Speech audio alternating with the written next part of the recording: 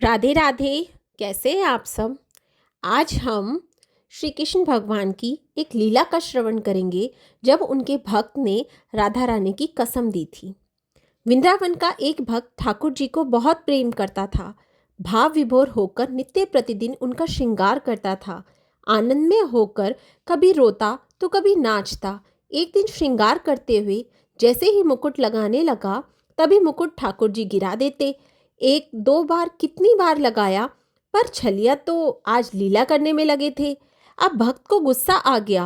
वो ठाकुर से कहने लगे, तो को तेरे बाबा की कसम मुकुट लगाई ले। पर ठाकुर तो ठाकुर है, वो किसी की कसम माने ही नहीं। जब नहीं लगाया तो भक्त बोला, तो को तेरी मैया की कसम। ठाकुर जी माने नहीं। अब भक्त को गुस्सा और बढ़ गया। उसने सबकी कसम दी, तो है मेरी कसम, तो है गोपियों की कसम, तोरे सखा की कसम, तोरी गोपियों की कसम, तोरे ग्वालों की कसम, सबकी कसम दे दी। पर ठाकुर जी तो टस से मस्त ना हुए। अब भक्त बहुत परेशान हो गया और दुखी भी। फिर खींच गया और गुस्से में बोला, ए गोपियन के रसिया, ए छलिया, गोपियन के दीवाने को तोरी श्री राधा रानी की कसम, अब तो मुकुट लगाई ले। फिर बस क्या, ठाकुर जी ने झट से मुकुट धारण कर लिया। अब भक्त भी चिढ़ गया।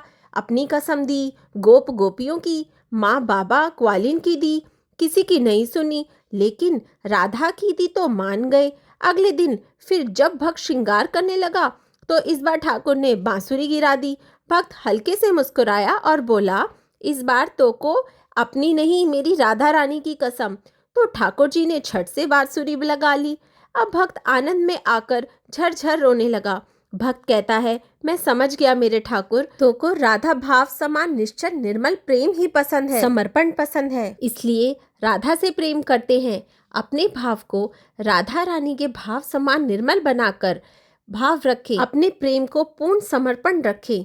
सरलता में ही प्रभु हैं। राधे राधे।